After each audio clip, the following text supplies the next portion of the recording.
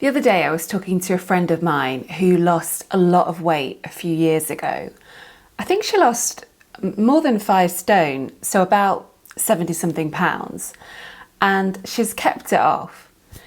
But she was telling me how when she was at her heaviest, she used to go to McDonald's 4 or 5 times a week. If she wasn't going there for a burger, she'd go in to get a milkshake or something else. So when she decided to really tackle her weight, not going to McDonald's was a big thing for her because she just couldn't imagine not going there so often. She couldn't imagine not pulling into the drive-through on her way home from work. That had been a pattern for her for so long. But here's what's really interesting about that now. After years and years of being at a healthy weight, she can't imagine being that person who went to McDonald's 4 or 5 times a week. She can't imagine putting that kind of food in her body so often. And actually, I can't picture her doing it either because I didn't even know her when she was heavier. So to me, she's always been someone who, eats pretty healthily.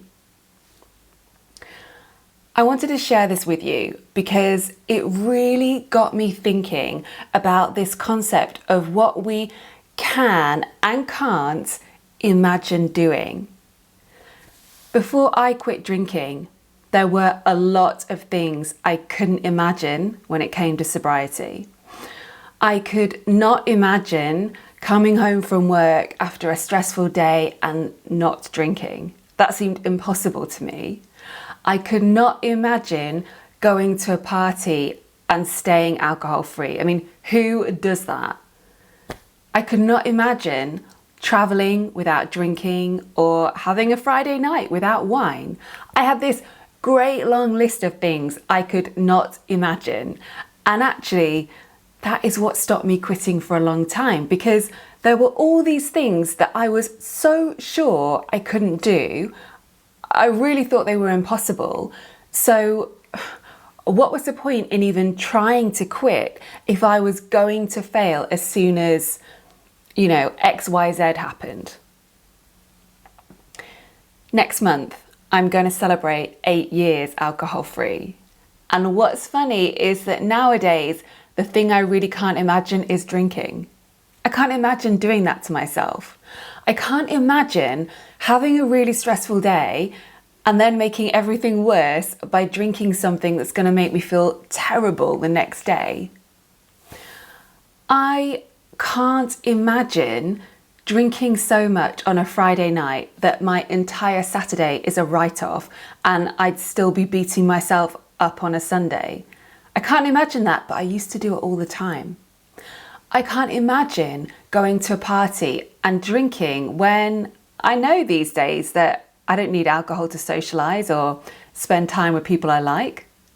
I can't imagine going on holiday and wasting most of it feeling hungover and coming back more tired than when I left. But hey, surprise, surprise, I did that plenty of times as well. I get so many emails from people who feel the way I used to feel. They can't imagine not drinking. They can't imagine taking a break from alcohol. And because they can't imagine it, they think they won't be able to do it. Or they're just really scared of the unknown and what's going to happen and how things will work out. And like I said, I get it all because this was a mistake I made as well. The problem is, you can't wait. You can't wait until you can imagine it all and you've got everything figured out and you can picture it. Because if you do that, you might be waiting forever. I just want to draw your attention to that today and help you move past it. Because if what I've been talking about resonates with you, I've got these 4 quick tips for you that I think will help. So the first one is just to bring awareness to this pattern of thinking. Start looking out for it and observing, oh yeah, here I go again, writing something off because I can't imagine it. A big part of quitting drinking is learning to manage your mind And that all starts with paying attention to your thoughts. My second tip is to think about all the things in your life that at some point you couldn't imagine doing or not doing. So perhaps my friend's McDonald's story got you thinking about something similar. I bet your life is full of things that at one point or another seemed unthinkable or unachievable, but you now take for granted. My third tip is to seek out women who've already quit drinking. Find people who are already doing this thing that feels so hard to imagine. Find out what their lives are like and use that as inspiration to know that you can do it too. It is International Women's Day today, and I'm reminded of the fact that empowered women empower other women. So if you're watching this video on my website, go to the reviews page after you finish watching this. On there, you'll find a ton of videos from women who've been exactly where you are and who've made this change happen.